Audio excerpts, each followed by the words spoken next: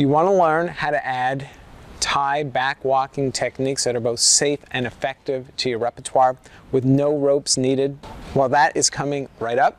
And also stay to the end of the video and you'll learn an amazing technique to develop your sensitivity and increase your skills to really be able to give an amazing Thai massage walking on the back to a wide variety of people. And by the way, this all comes from my coaching, mentoring, and certification program called Transformational Thai Massage. So if you want a free consultation or to see if this program is the right fit for you, let's talk. Click on this link down below to set up a meeting today, and we'll get started. So we're getting ready to walk on our partner's back, and I want to show you a few techniques that you can use to do that. As you get ready to set up your space, of course, you want to make sure your partner is comfortable. You also want something to help with your balance and to control how much of your body weight is going onto your partner. So I have a chair. You're going to want either a chair or a walker. I chose someone who is smaller than me and shorter than me so that you can see that even when there is a size differential, it definitely can work really well. You just have to be in control of your body weight.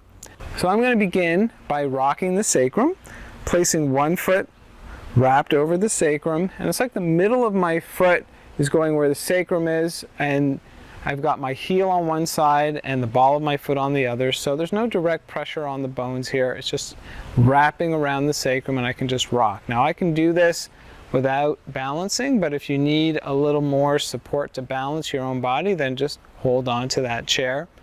You can change your foot if you feel like one foot is getting tired and you want to use your other foot as well. And it's always a good idea to check in with your partner and see how the pressure is. So how's this pressure for you? Very good, thank you. She said it's very good, thank you. Excellent. So I'm all about easing in with the pressure, whether you're using your foot, your knee, your elbows, your hands, whatever it may be. The pressure is starting really light, and then picking one side of the back at a time. I'm just going to place my foot, in this case I'm placing my heel right there in the small of the back, and again I'm just circling or just softly rocking in and out. Now you can see I'm using my heel, and so a little pressure goes a really long way. So really it almost feels effortless to just give a gentle rock in and out without having the pressure be too deep. So again, you can always check in with your partner and see how that's feeling. But when you are using your foot, you have all of your body weight behind you, and when you use your heel, you have a more precise amount of pressure coming into the back. And I'm working again on that smaller frame person. So I know a little pressure is already going to feel pretty medium to deep, really, even if it doesn't feel like I'm doing too much. So I want to be really mindful of that, keeping my rocking really to a minimum, holding on to that chair so that some of my weight is being controlled as to how much is going into their body. And I'm just walking up and down one side of the back. And if you know of tender areas in your partner's body, then you want to be even more sparing there as we start off. But I can tell you from experience that this area, the lower, not only the lower half, like once we get above the sacrum, so just above the sacrum to the midline, a lot of people don't necessarily feel that that's a sensitive place until they feel the pressure. So we don't want to put too much too fast. Like I said, just anticipate that that could be a really sensitive area. Keep your pressure on the lighter side the whole time.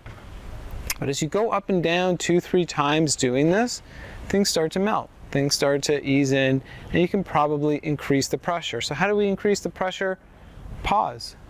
Just start to have longer pauses in each spot. All right, so would you like any more pressure, or is this good for you? All right, so she's told me that this is good pressure. So then I can maintain that pressure and just pause a little longer to help ease in. I can do this on one side, walk around and place the chair on the other side, and then do the same thing. And then for people who want even more pressure, we can actually get both of our feet on the back at the same time. So I'm actually going to bring the chair onto this side just for my balance to make it just a little easier. And in this case, you're going to want to find a place where you can stand on their bodies. So one foot is going either, depends again on that size relationship and on how things fit in. It can go around the sacrum, it can go on the bum, it can go on the sits bone. In this case, for our size relationship, I think the bum is actually really good. So I'm going to place one foot there, and then literally I can just step up. Place the other one either over the sacrum or turning my foot, keeping it on one side of the back and just letting it sink in, moving up and down. You can move the chair as you like as well. You can step off, move the chair, step back on, and the more you step on and off, it also gives their body a little break. It gives the blood more opportunity to flow, etc. You can see I've just stepped onto the other side of her back. Stepping off. I'm just going to move the chair now down. Allows me to use my other hand. I'll step back up. And then that allows me to actually use different muscles while I sink in and find some good places on her back. So in this case, I could use actually the blade of my foot, so the outer edge here becomes a really nice way to get onto her back, to get into spots, and to do it gradually.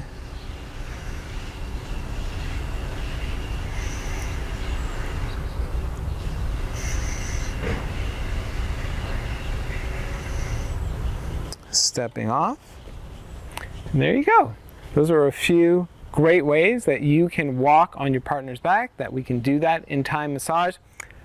When I am giving a complete back massage, if I want to walk on someone's back, it's usually not going to be the entirety of the massage. It's going to be a portion of the massage. I've already done some really good things to melt and soften and prepare their body for the pressure that comes with the foot. At the same time, as you saw when we started with light pressure, and so we still want to take our time to be gradual, to ease in before we increase the pressure. But I do think that when you are walking on the back, it's because you're making a choice to do this on someone who wants deeper pressure more often than not, and you're just taking your time to build your way up there. Otherwise, you can use knees, you can use elbows, you can use hands, and you can use thumbs to keep the pressure on the lighter side and to get into all kinds of knots and all kinds of sweet spots on the back with a little bit less pressure. Last tip is that if you want to develop more sensitivity in your feet to feel how much is the right kind of pressure, then I would advise doing a little walking meditation. So you saw that when we were on the back, I put the blade, the outside of my foot, on her back and then just kind of rocked in and did this kind of sinking motion. Well, that actually is really in line with a walking meditation that I like to do that helped me to have so much more awareness of not only my feet but my entire body. And so what you do is, and it's probably a good idea to do this barefoot, is that instead of walking heel to toe, which most of us do, we're going to walk outside in. So you're going to take some steps with the outer blade of your foot. So you want to feel where is a good place to allow your foot to land, and then rock or roll or transfer your body weight onto the whole of your foot and then let it sink in, and then do the same thing with the other foot and repeat. This is great exercise to do outdoors, maybe in your backyard or in the park. Do it on some uneven ground or on the grass or maybe even where there's some dirt, so that you can really create a lot more sensitivity to your surroundings. And what this trains you in is how to be lighter, how to feel, how to notice with your feet. So I'm putting that side of my foot down to make sure, okay, here's a really good place to start to make contact with the ground, and then I can roll and bring more pressure in with the rest of my foot and do that in a safe way without hurting my foot or my body. Do that for yourself, and then that's going to help you to become that much more perceptive when you start to make contact with your clients or with your partner's back. If you have any questions about this, about any specific people that you want to try this on, please post them down below. I'll be here to help you. And also know that these are the kinds of questions and how to do these things safely and do them effectively. This is all part of how I coach my students in Transformational Thai Massage, my coaching and mentoring and certification program. So if you want a free consultation as well as just to find out more about the program, then click on this link down below and we'll get started here today. And don't forget to subscribe to my channel and click on the bell so you get notifications every time I post a new video. Just want to wish you some safe and happy and effective walking on the back, and we'll talk to you real soon.